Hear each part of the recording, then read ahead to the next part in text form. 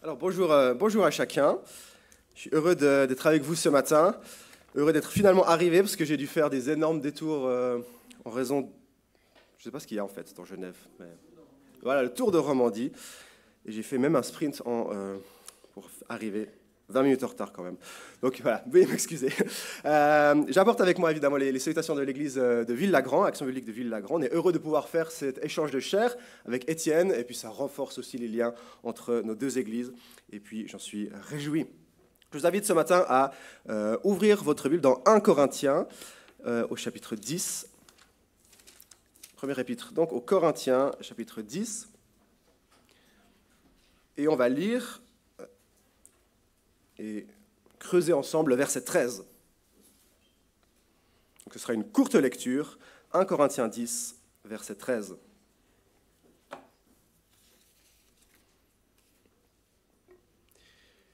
Et puis je vous invite à suivre avec moi Paul qui parle donc, qui écrit à l'église à Corinthe et inspiré par le Saint-Esprit qui nous parle aussi à nous.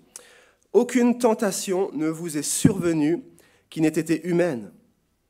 Dieu est fidèle et il ne permettra pas que vous soyez tentés au-delà de vos forces. Mais avec la tentation, il préparera aussi le moyen d'en sortir afin que vous puissiez la supporter. » Jusqu'ici, la parole de Dieu. Benjamin Franklin, un célèbre américain, a dit la chose suivante: « En ce monde, rien n'est certain, si ce n'est deux choses, la mort et les impôts. » Voilà. Benjamin Franklin n'avait pas une vision très positive de la vie, semble-t-il, mais pour les chrétiens que nous sommes, disciples de Jésus, une troisième chose est certaine également, c'est que vous et moi allons être tentés. Nous sommes tous tentés de pécher. C'est la vie normale du chrétien. Et ce matin, on va aborder ce sujet de la tentation, et plus précisément 4 mensonges contre lesquels nous devons lutter pour résister à la tentation. Et pour que ces 4 mensonges puissent s'inscrire dans la vie de tous les jours et être concrets, je vous invite à prendre maintenant 5 secondes pour réfléchir à la dernière fois où vous avez été tenté. Quel est le dernier moment où vous avez été tenté? C'était peut-être ce matin, cette semaine.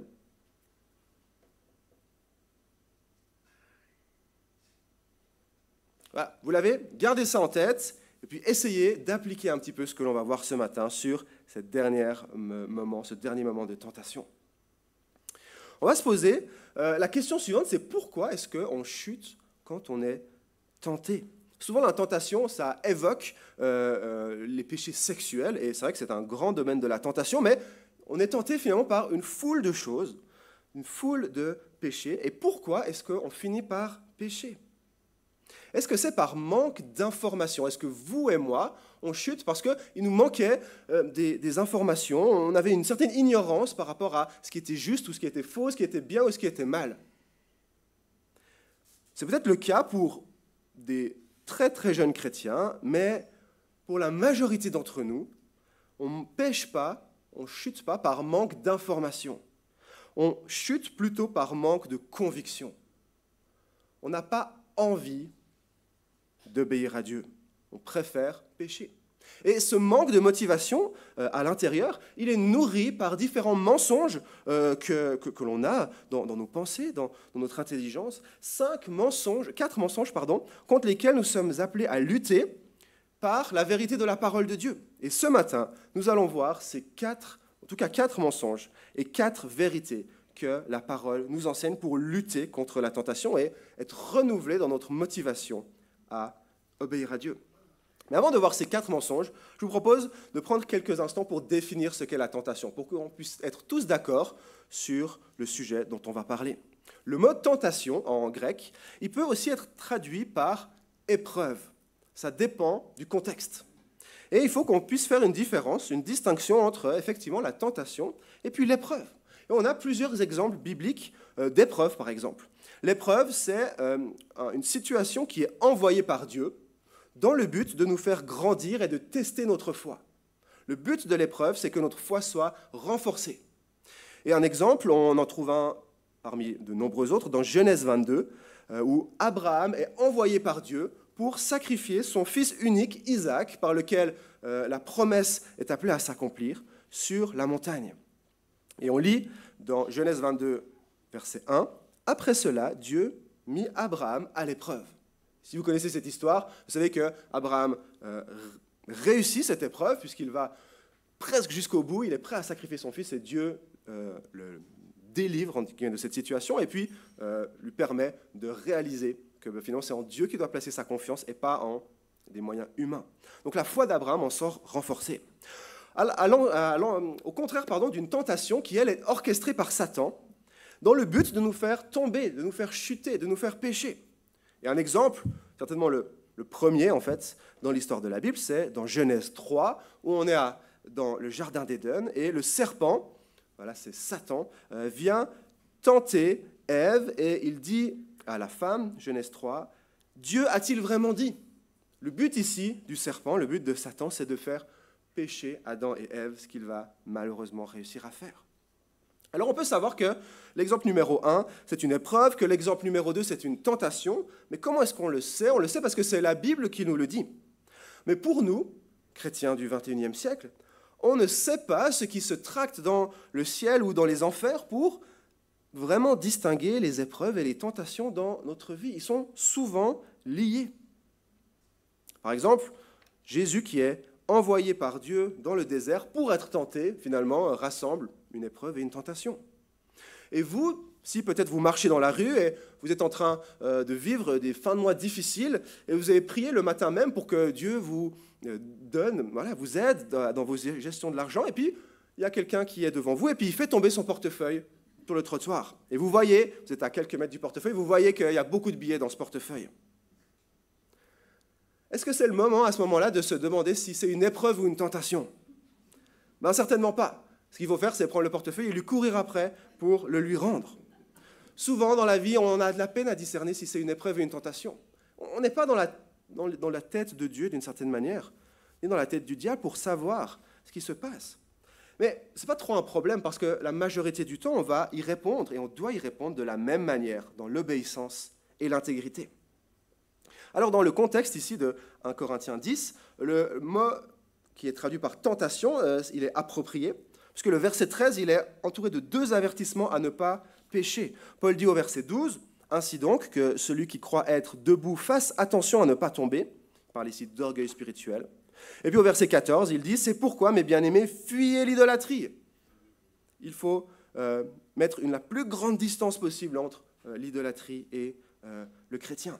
Et donc ici, on a bien un exemple de tentation. Mais gardez quand même à l'esprit que tout ce que l'on va dire ce matin est aussi applicable à des temps d'épreuve.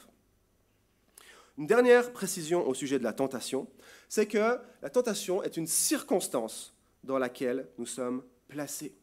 Et la manière dont nous allons réagir à cette circonstance, soit elle va rendre gloire à Dieu, soit elle va nous amener à pécher, soit nous allons pécher et désobéir à Dieu. Il n'y a pas vraiment de troisième option. Soit nous obéissons à Dieu et nous lui rendons gloire, soit nous désobéissons à Dieu et nous faisons confiance, nous choisissons de croire Satan.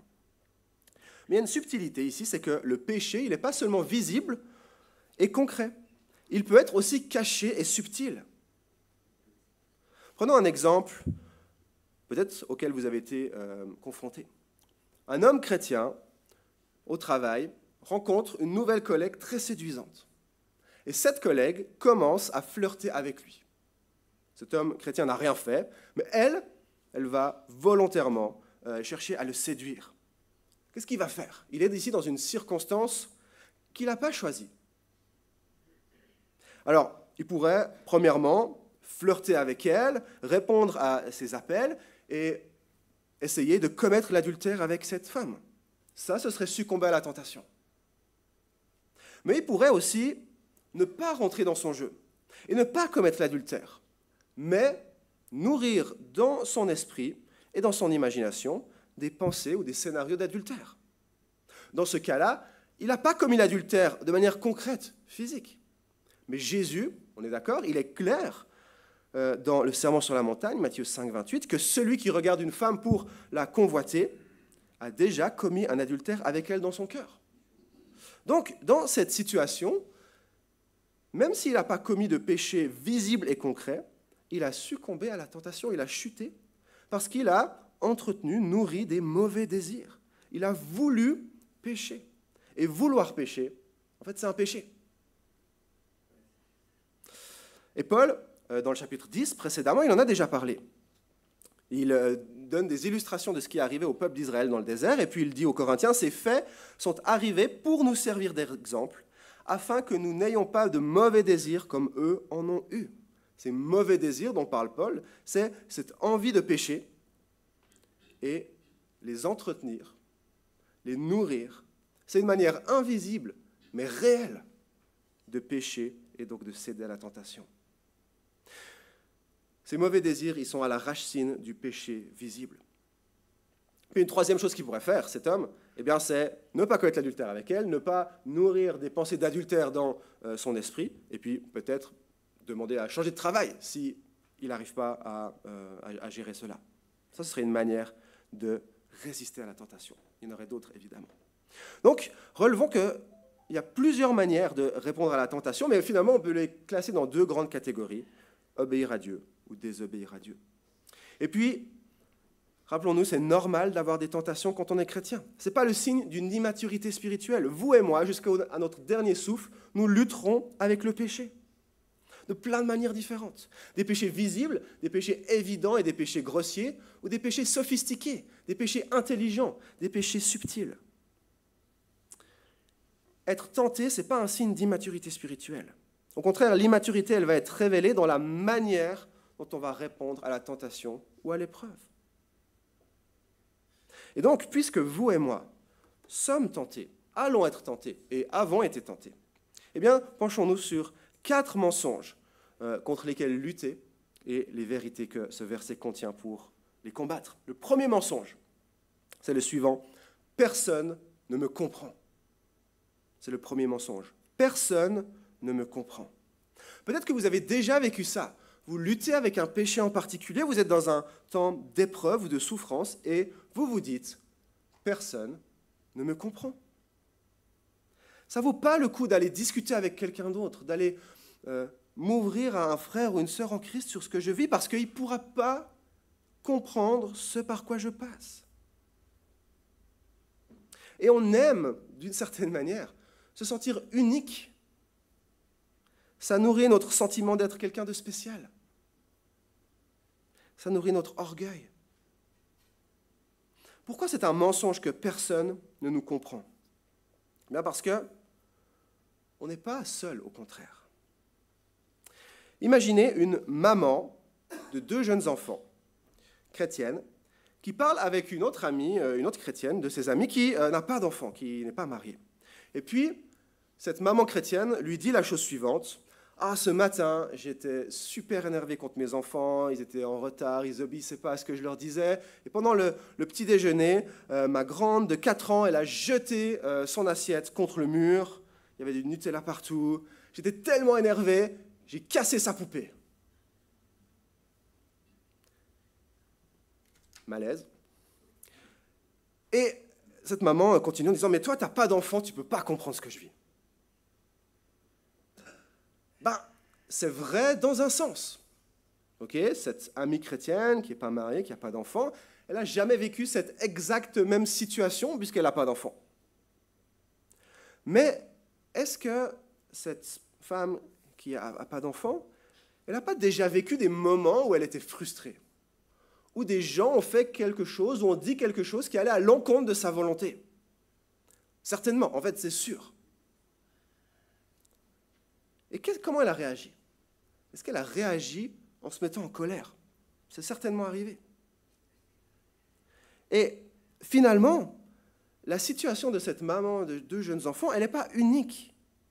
Parce que le péché qui s'est manifesté en cassant la poupée, dans la colère, en fait, dans le cœur de cette maman, eh ben, il y a le même péché que dans son ami qui n'a pas d'enfant et qui s'énerve à un feu rouge quand l'automobiliste devant, il ne veut pas avancer alors que c'est vert depuis 30 secondes. La racine de nos actions, de nos paroles mauvaises, elle se trouve dans nos mauvais désirs. Et même si on ne se trouve pas exactement dans les mêmes situations les uns avec les autres, on expérimente tous le fait d'être frustré dans ce que l'on veut. On expérimente tous ces mauvais désirs qui nous disent « contrôle, décide, venge-toi ». Et c'est pour cela que ce mensonge de « personne ne me comprend », eh bien Paul y répond dans la première partie du verset. Il dit Aucune tentation ne vous est survenue qui n'ait été humaine. Paul est en train de dire ici, ce que vous vivez n'est pas unique. D'autres l'ont expérimenté, d'autres l'expérimentent et d'autres l'expérimenteront aussi. Ne pensez pas que vous soyez différent parce que vous vivez une certaine tentation. Aucune tentation ne vous est survenue qui n'ait été humaine. C'est commun à tous les hommes, à tous les êtres humains. Alors évidemment, on a chacun une histoire unique, on a chacun des circonstances uniques, mais la tentation est commune à tous les hommes parce que notre problème de fond est le même, c'est mauvais désir. Et ce mensonge de « personne ne me comprend », il fait le jeu du diable, parce qu'il nous enferme dans la solitude. On se dit « oh, mais si je m'ouvre à tel ou tel frère ou telle sœur sur ce que je suis en train de vivre, elle va me juger, il va me juger, parce qu'il ne comprend pas ce par quoi je passe. » Et qu'est-ce qu'on fait? On reste dans la solitude. Et c'est libérateur de réaliser que c'est un mensonge de croire que personne ne vous comprend, parce que ça nous permet d'aller nous ouvrir, d'aller demander à un autre chrétien, une autre chrétienne de prier pour nous, parce que comme nous, il lutte avec le péché. Et si quelqu'un vient vous confesser une lutte ou un péché en particulier, ne soyez pas dégoûtés en vous disant « Ah, mais c'est abject, comment mon frère, ma sœur peut-il être tenté par ce genre de péché? C'est tellement grossier, c'est tellement évident. Moi, ça ne m'arriverait pas. Je suis bien plus spirituel. » Mais dites-vous plutôt « Je pourrais être à sa place. Parce que je lutte, tout comme lui, tout comme elle, avec le péché. » Et en fait, si vous avez l'impression que vous n'êtes pas tenté dans un certain domaine, c'est peut-être que vous êtes aveuglé par un certain orgueil spirituel. Et Paul, au verset 12, le verset précédent, dit que celui qui croit être debout fasse attention à ne pas tomber. C'est justement quand on croit être au-dessus de tout danger qu'on est susceptible de chuter. Aucune tentation ne vous est survenue qui n'ait été humaine. La tentation, elle est commune à tous les hommes. Et parce que vous et moi, nous luttons contre les mêmes désirs pécheurs, nous sommes appelés à nous encourager les uns les autres et à recevoir avec humilité, mais aussi avec grâce, peut-être les confessions de nos frères et sœurs, dans la confiance et la confidentialité.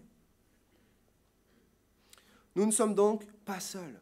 Ne pensez pas que personne ne vous comprend, c'est un mensonge.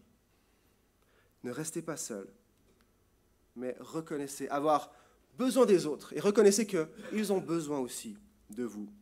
C'est le premier mensonge. Personne ne me comprend. Deuxième mensonge. Le deuxième mensonge, c'est que Dieu m'a abandonné. Dieu m'a abandonné. Je retombe tellement souvent dans tel ou tel péché que Dieu m'a abandonné. Il en a eu marre de moi. Peut-être que c'est ce que vous vous dites des fois.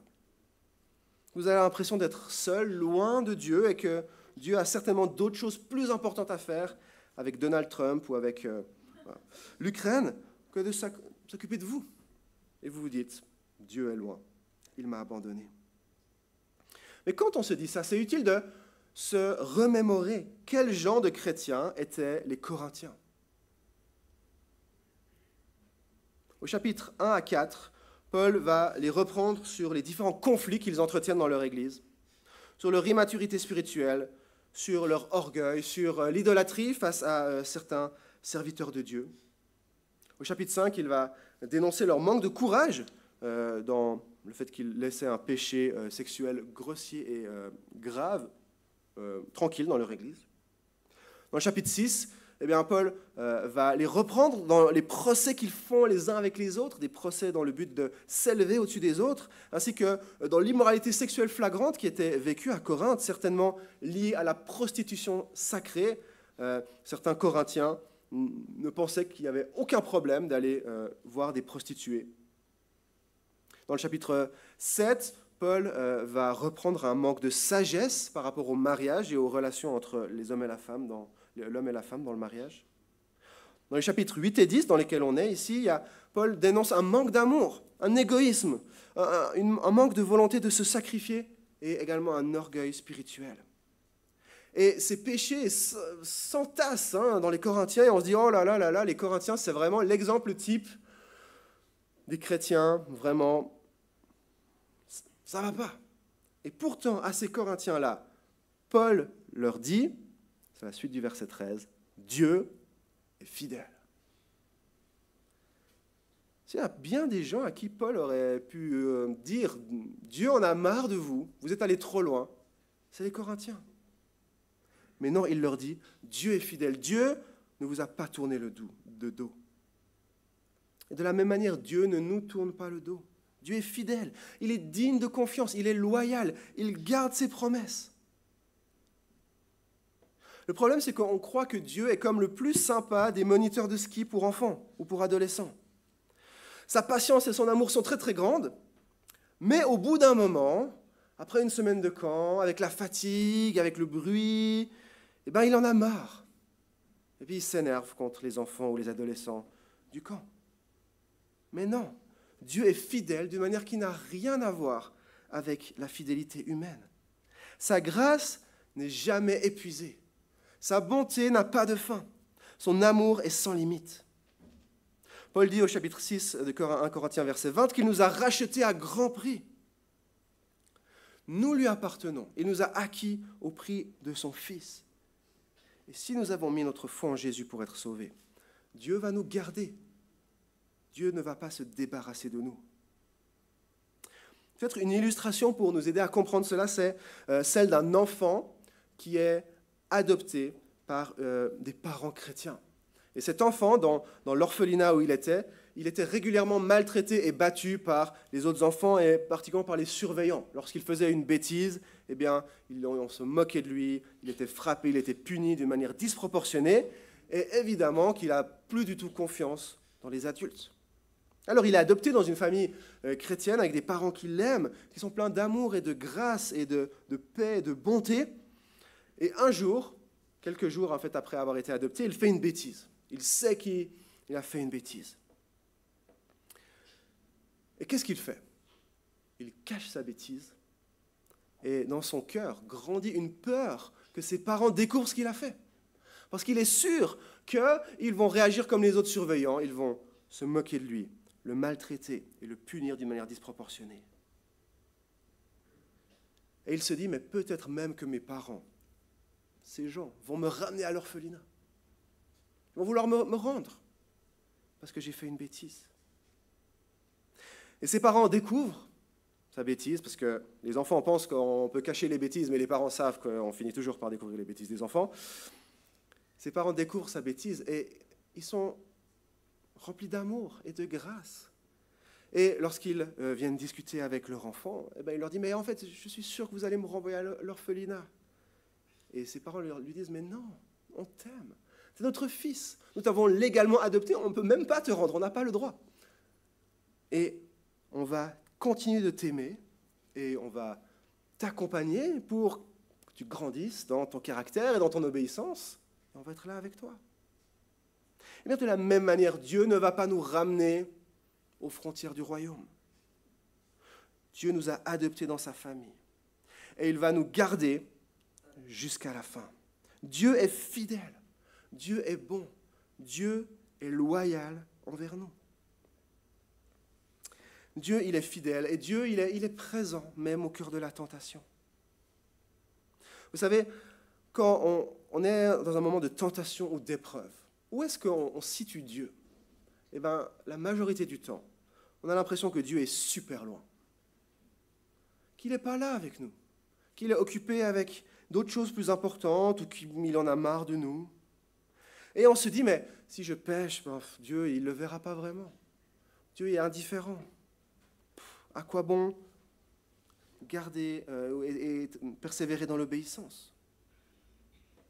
On pense que Dieu est absent de notre perspective, mais ce n'est pas la réalité. Dieu, il est fidèle. Dieu, il ne nous lâche pas. Et si vous êtes un disciple de Jésus, son esprit vit en vous. Il est fidèle. Et c'est pour cela qu'on doit réaliser que notre réponse à la tentation va dépendre de ce que l'on croit de Dieu. Si l'on croit des choses fausses sur Dieu et on n'aura pas envie de lui obéir. On n'aura pas envie d'aller chercher et saisir sa grâce lorsqu'on a péché, ce qu'il nous appelle à faire. On a juste envie d'être un peu loin et puis d'avoir le moins de choses à faire avec lui. Et quand il y a des moments de prière ou qu'il y a le culte ou qu'on lit notre Bible, tout ça nous revient en tête et puis on se dit ça c'était avant, maintenant on essaie de faire un petit peu mieux. On a cette sensation que Dieu, il est loin. Mais c'est pas le Dieu de la Bible.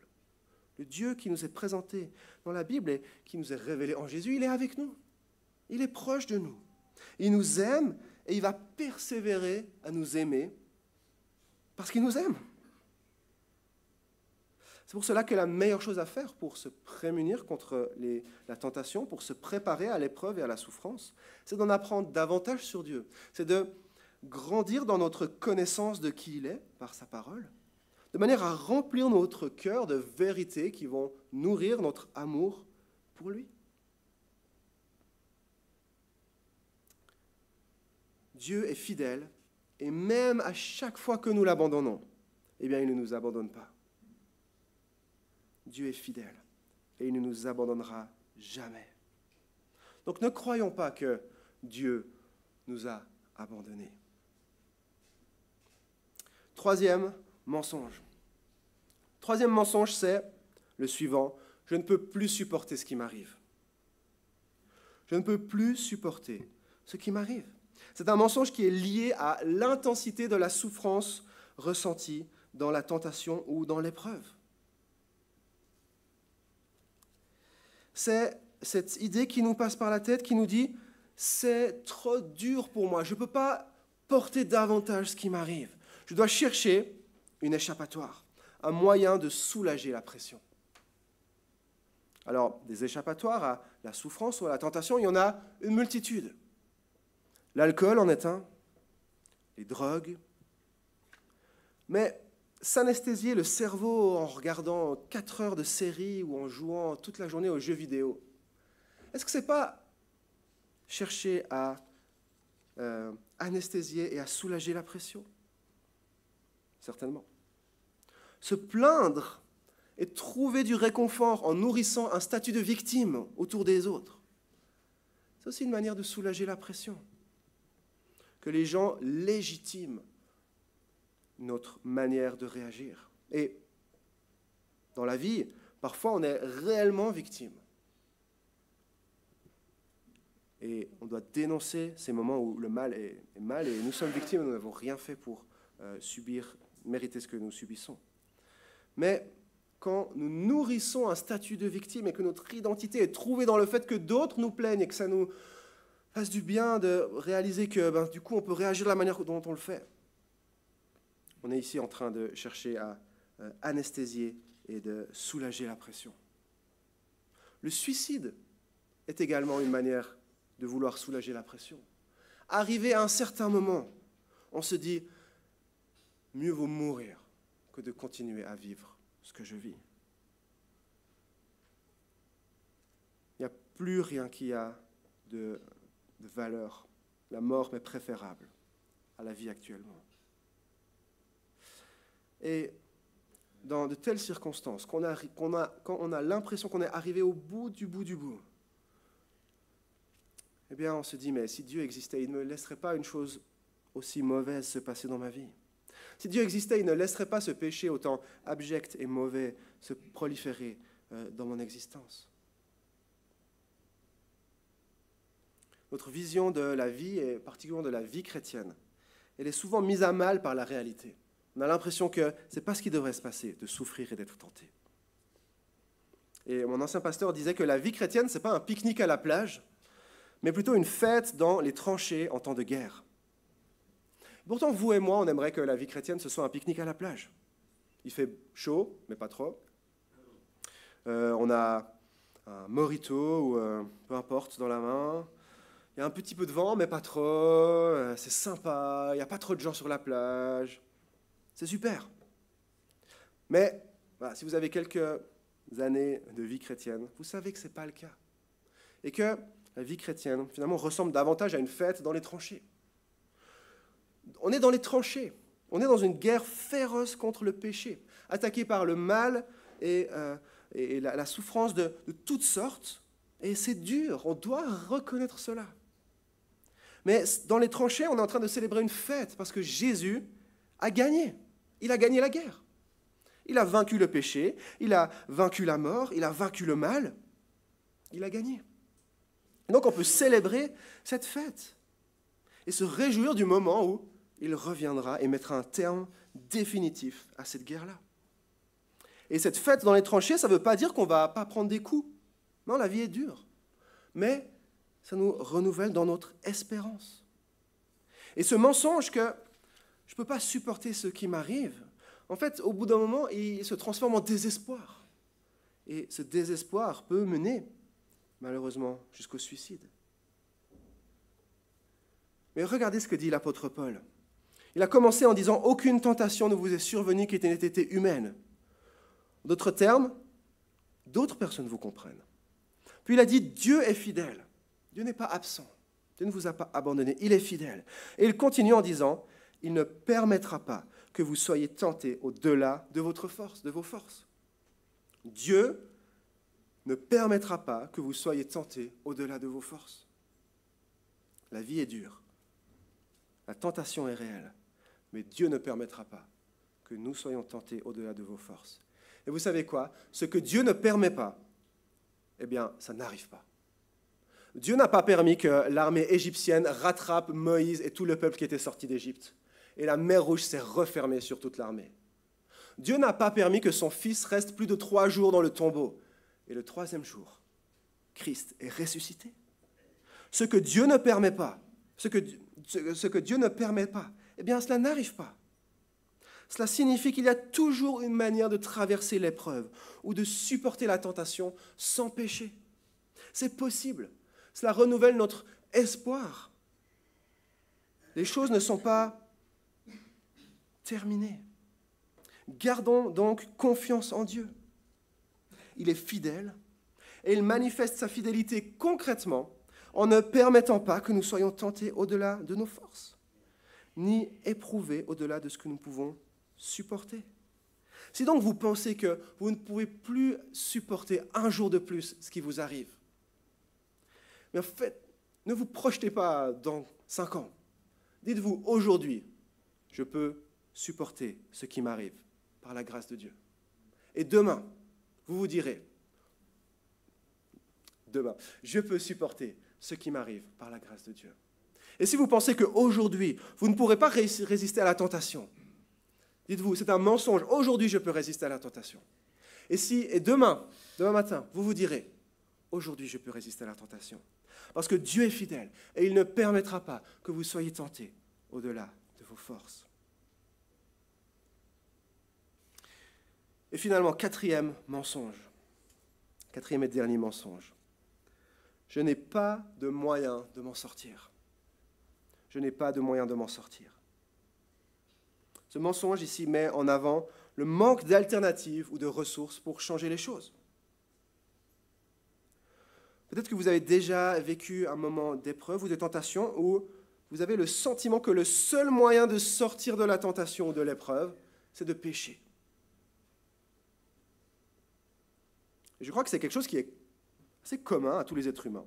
Parce que Oscar Wilde, un écrivain, a écrit dans le portrait de Dorian Gray la phrase suivante: « Le seul moyen de se délivrer d'une tentation, c'est d'y succomber. » Vous avez déjà peut-être entendu cette phrase. Le seul moyen de se délivrer d'une tentation, c'est d'y succomber. Et instinctivement, on comprend ça. La personne qui est en train qui fume, un fumeur, et qui a envie de fumer une cigarette, la seule manière de ne plus avoir envie de fumer une cigarette, c'est de fumer une cigarette, exactement. Pour quelqu'un qui lutte avec l'alcoolisme, le seul moyen de ne plus avoir envie de boire un verre d'alcool, c'est de se servir un verre. Et peu importe par quoi on passe, peu importe ce avec quoi on lutte, cette pensée, elle est implantée profondément dans notre esprit, dans notre cœur, et on a l'impression que c'est vrai. La seule manière de s'en sortir, de se délivrer de cette tentation, de sortir de cette épreuve, c'est d'y céder, c'est d'y succomber. Et on pense qu'elle disparaîtra et qu'elle ne reviendra plus jamais. Mais vous et moi, on sait que c'est un mensonge.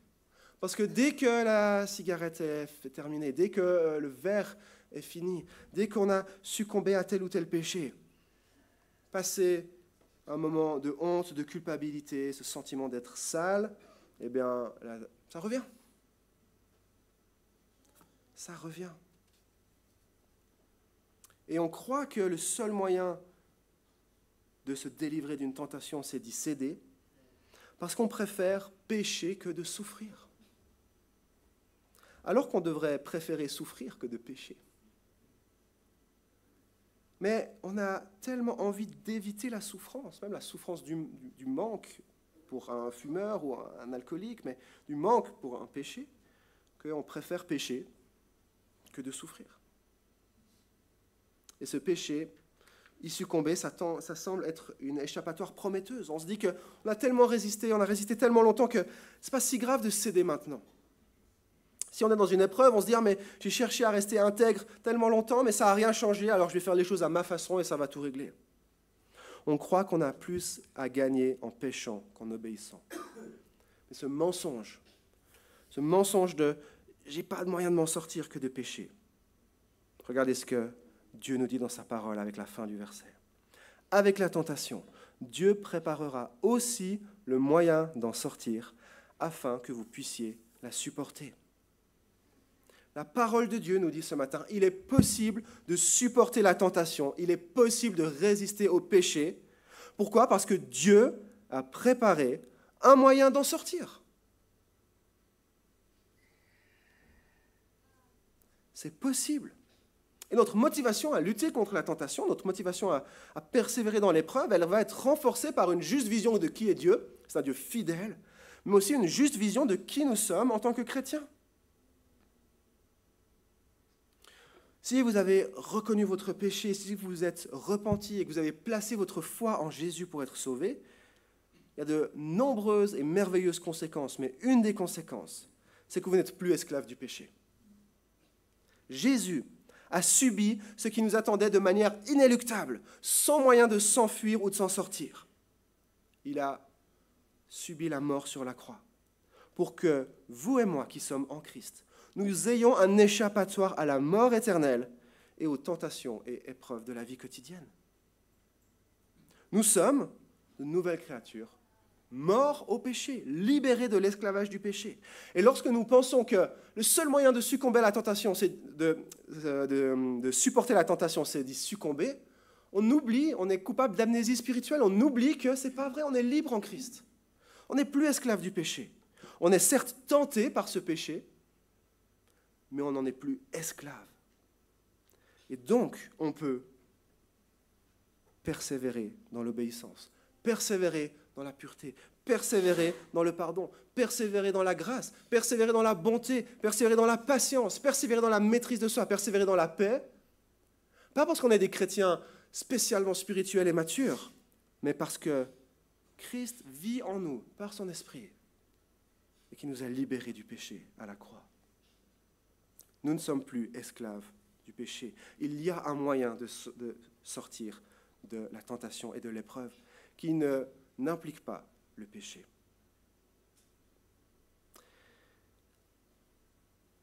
Peut-être que vous êtes déjà retrouvé sur l'autoroute en voiture et que le voyant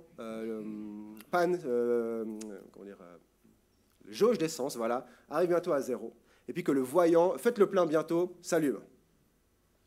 Et vous êtes au volant.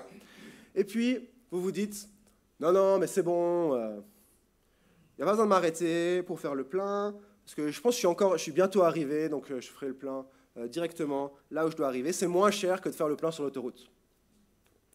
Et puis, votre conjoint, votre épouse ou votre mari qui est à côté dit « Ah, mais quand même, chérie, il faudrait qu'on s'arrête là. » Peut-être que ça marche plus pour un gars qui conduit que pour une femme, ça, cette illustration. On va quand même y aller avec. Et donc, je suis au volant, et puis vous dites « Non, ne t'inquiète pas, chérie, on va y arriver, regarde. Hop, je réduis la vitesse, et puis on va réussir à aller à destination sans panne d'essence. » Puis, on ne trouve pas de sortie. Il y a des sorties d'autoroute qui passent, et puis il y a même des stations-service sur l'autoroute que vous dépassez, vous vous arrêtez toujours pas. Puis vous dites, non, mais c'est bon, je vais gérer. Et puis je connais ma voiture, elle peut faire plus que ce qu'on pense que c'est. Hein. C'est une voiture allemande, alors ça marche super bien. Et voilà, je vais aller en roue libre, et puis on va y arriver. Et puis, qu'est-ce qui se passe? Finalement, vous tombez en panne sèche sur l'autoroute, et vous vous dites, ah mais je ne comprends pas ce qui m'est arrivé. Ah, ça a l'air d'être arrivé à quelqu'un ici il n'y a pas longtemps. Je crois qu'il y a exactement cette même dynamique quand on lutte avec le péché. Dans sa grâce, Dieu place sur notre chemin des centaines de sorties d'autoroute et des centaines de stations-service dans lesquelles on pourrait s'arrêter. Mais nous, on se croit plus fort que ce qu'on est réellement. On se croit plus résistant que ce que l'on est réellement. Et on se dit, non, c'est bon, je peux m'approcher encore un petit peu du péché sans y succomber. Parce que je gère, parce que je suis fort. Mais la réalité, c'est que ce n'est pas vrai. C'est que ce n'est pas vrai. Et vous savez quoi? Jésus, il est venu exactement pour des gens faibles et pécheurs qui reconnaissent qu'ils ont besoin de sa grâce, plutôt pour des gens solides et qui ont l'impression qu'ils sont autonomes et qui n'ont pas besoin de la grâce de Dieu. Et c'est pour ça que les prostituées et les collecteurs d'impôts étaient avec Jésus, alors que les pharisiens le détestaient. Vous et moi, nous pensons que nous sommes bien plus forts que ce que nous sommes réellement contre la tentation. Et nous laissons passer des dizaines et des dizaines de sorties d'autoroute et de stations-service en pensant qu'on va pouvoir y arriver. Mais c'est un mensonge. Et quand on se retrouve englué dans le péché et qu'on refait le film, on se dit, mais comment c'est possible? On se rend compte qu'on a laissé passer des dizaines et des dizaines et des dizaines de moyens de sortir de cette tentation. Dieu est fidèle. Et avec la tentation, il prépare aussi le moyen d'en sortir, afin qu'on puisse la supporter. Utilisons ce moyen d'en sortir. Comment, on va terminer avec cela, comment donc lutter contre la tentation? Je vous propose 3 principes ou commandements que l'on trouve dans la Bible. Le premier, c'est de prier. Matthieu 26, 41, Jésus, dans le jardin de Gethsémanée, dit à ses disciples, « Restez vigilants et priez afin de ne pas céder à la tentation. » Vous et moi, on sait qu'on doit prier quand on lutte avec la tentation. Vous et moi, on sait qu'on doit prier quand on est dans des moments d'épreuve. Et pourtant, bien régulièrement, notre intensité de prière est très faible par rapport à l'intensité des tentations, des épreuves que nous traversons. Nous faisons une petite prière de 20 secondes. « Ah Seigneur, tu vois que je suis tenté par tel ou tel péché, alors s'il te plaît, aide-moi. Amen. » Et plus tard dans la journée, après avoir succombé à la tentation, on se dit « Mais pourquoi est-ce que Dieu ne me libère pas de ce péché ?» Mais on doit rester vigilant, on doit prier, et certainement plus prier que ce que l'on fait actuellement. On devrait prier avec une intensité similaire ou semblable à l'intensité de la tentation par laquelle nous traversons. Demandons le secours de Dieu, reconnaissons que nous avons besoin de son aide, reconnaissons que nous ne sommes pas aussi forts que ce que nous pensons, que nous avons besoin du secours de Dieu. Donc prions, et prions encore. Deuxième principe, fuyons la tentation. Paul, au chapitre 6 de 1 Corinthiens, dans un contexte de péché sexuel, écrit au verset 18, « Fuyez l'immoralité sexuelle. » Vous voulez lutter contre le péché sexuel, fuyez l'immoralité sexuelle. Ça a l'air un peu facile, hein. Mais bien souvent, on pense qu'on va réussir à résister à la tentation et on se prend un petit peu pour un justicier qui fait un combat au duel avec au couteau avec la tentation. Alors que la Bible nous dit, pars en courant, fuis le plus loin possible, mets le plus de distance physique entre toi et la tentation. Mais nous, on se dit, non, je gère, je peux vivre avec elle, ça n'a pas de problème. Mais non, on n'est pas aussi résistant que ce qu'on aime croire. Fuyons la tentation. Construisons le plus de murs possible. Prions, fuyons la tentation. Et finalement, troisièmement, demandons l'aide d'autres chrétiens. Galates 6.2 nous dit « Portez les fardeaux les uns des autres et accomplissez, et vous accomplirez ainsi la loi de Christ. » On l'a vu, le péché, il prolifère dans l'obscurité. Et alors qu'on met notre péché à la lumière, qu'on va avoir un frère, une sœur en Christ en lui disant « Mais voilà avec quoi je lutte, s'il te plaît, prie pour moi. » Eh bien, il y a d'une certaine manière, notre fardeau est porté avec notre frère ou notre sœur, qui, on l'a vu, lutte aussi avec la tentation. Et ensemble, eh bien, on est plus fort pour porter une charge lourde. Et voilà, la confiance qui vous est accordée, si quelqu'un vient vers vous, elle doit être respectée. Et à moins que quelqu'un ne soit en danger, l'information, elle reste entre vous. Et gardons la confiance de nos frères et sœurs qui viennent nous confesser des péchés et nous demander de porter leur fardeau les uns avec les autres. Ne rajoutons pas encore plus de fardeau que ce qu'ils ne portent déjà, mais portons-les avec eux. Demandons l'aide de frères et sœurs. Ces 4 mensonges, donc, personne ne me comprend, Dieu m'a abandonné, je ne peux plus supporter ce qui m'arrive, et je n'ai pas de moyen d'en sortir. Eh bien, ils doivent disparaître de nos vies. Et comment ils doivent disparaître? Pas en rationalisant la tentation, mais en nourrissant nos pensées de la vérité de la parole de Dieu. Aucune tentation ne vous est survenue qui n'ait été humaine.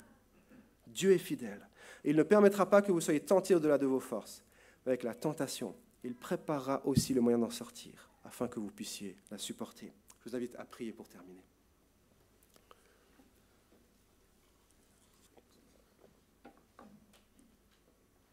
Dieu Tout-Puissant, tu sais exactement ce que nous vivons.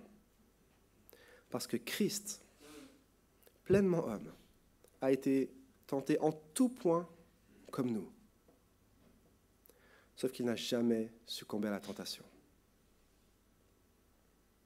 Et merci parce que ce grand prêtre, Christ, nous comprend.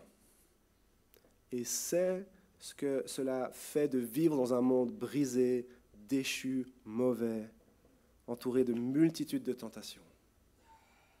Et Seigneur, je prie que chacun ici reparte en saisissant la grâce en Jésus, en saisissant l'espoir qui se trouve dans le Messie ressuscité et victorieux, en saisissant la force qui se trouve dans Jésus qui a résisté au diable et à ses mensonges dans le désert. Merci pour ta parole, Dieu Tout-Puissant, qui nous rappelle que bien que vivant encore dans un monde déchu, nous pouvons lutter efficacement contre la tentation. Nous pouvons traverser l'épreuve avec confiance. Et rappelle-nous, Dieu Tout-Puissant, alors que la tentation, l'épreuve nous serre, nous fait mal, nous pique, rappelle-nous qu'un jour, le péché, le mal, la souffrance disparaîtront à tout jamais. Et que par conséquent, nous ne sommes pas encore arrivés à la maison. Et que la tentation ou l'épreuve dans nos vies, Seigneur, puisse être un rappel piquant que ce monde n'est pas notre maison. Donne-nous de persévérer, donne-nous de croire en toi, donne-nous de nous encourager les uns les autres à lutter contre le péché. Et que cela soit fait pour ta gloire et notre bien. Dans le nom de Jésus. Amen.